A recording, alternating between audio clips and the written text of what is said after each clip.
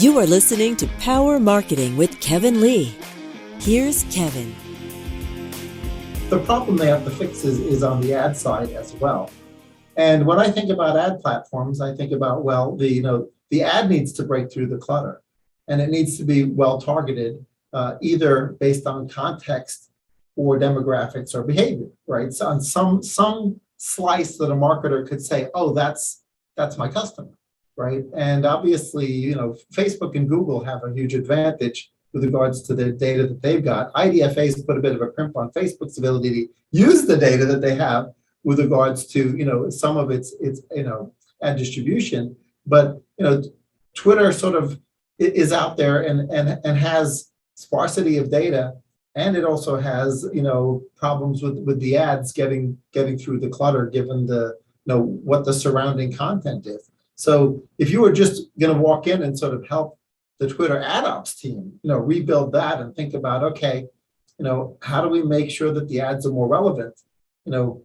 Are there ways we can know more about the individual the way that Facebook does it? It doesn't impinge on people's privacy? And are there ways that we can make the ads more relevant so that marketers actually want to put those ads there? Do you have any silver bullets and suggestions for the new or existing owners on that? Yeah, gosh.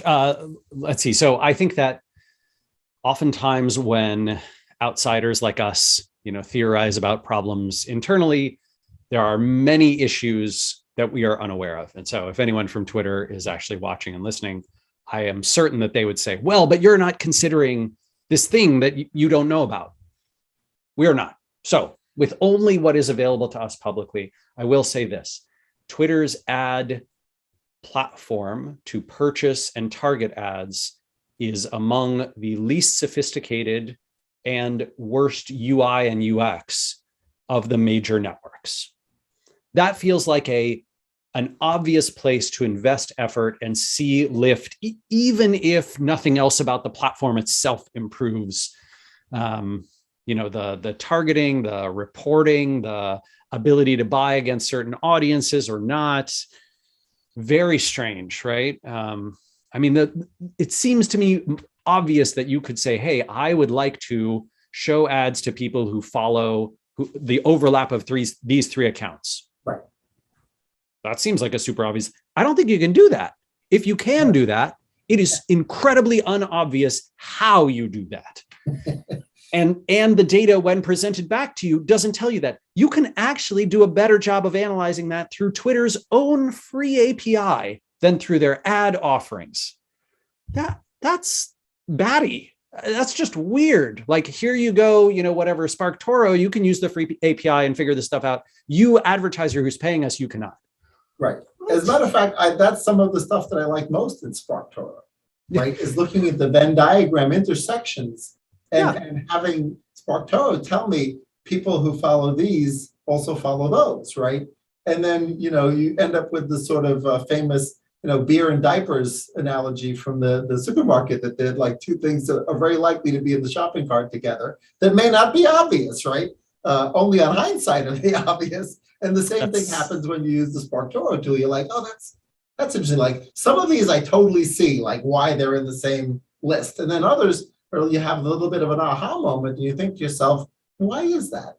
And it leads you down a little bit of a path where you can learn more about an audience as a result. So this is exactly right. The other day I was analyzing an actor who's famous for her role on a show called Winona Earp, and I was looking at her account, her followers, right? Analysis of her followers, and I saw that like a surprising number of them played role-playing games, tabletop role-playing games, like a Dungeons and Dragons. I thought, oh, that's really interesting. I dig into exactly what's going on there. It turns out there's a big overlap in the fandom of the show overall and the GLBTQIA kind of community that follows that show that are big fans of it, and the overlap of certain sectors of the world of gaming.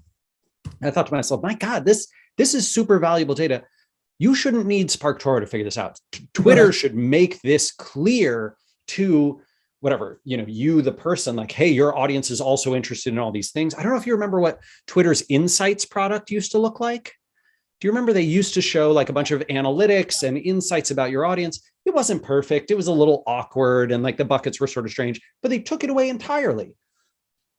I feel like that's the kind of thing you could charge for. Yeah. If you said $3 a month and we'll give you lots of insights into your audience and tell you all these things about them.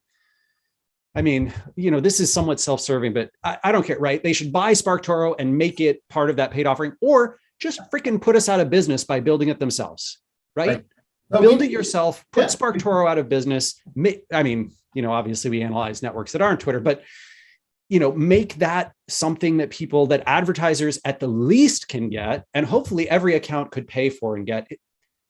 I don't know, call me crazy. It just seems like there's a lot of low hanging, obvious fruit. And I think that company's dysfunction partly stems from their history and partly stems from just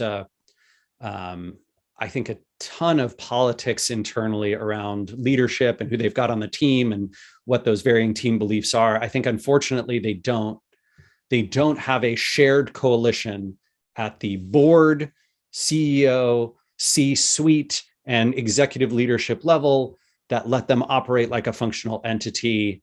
I actually think very highly of Parag Agrawal, and I really wish him the best. I think that he could do an outstanding job if he were given free rein to make the right kinds of decisions. Maybe some of these decisions he's making right now about who to keep and let go, I don't know the politics, and maybe he's letting go of the best people. I have no idea, but it certainly seems to me that dysfunction is way too public and well known. We shouldn't know how bad things are going, the way we do. And that company gets an outsized amount of scrutiny to its size. I'm sure that's part of the problem too.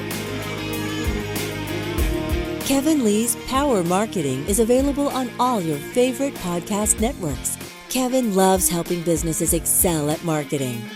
Having marketing challenges? Just like Santa in The Miracle on 34th Street, if Kevin can't help you, he'll know someone who can. Find him on LinkedIn, subscribe, or follow.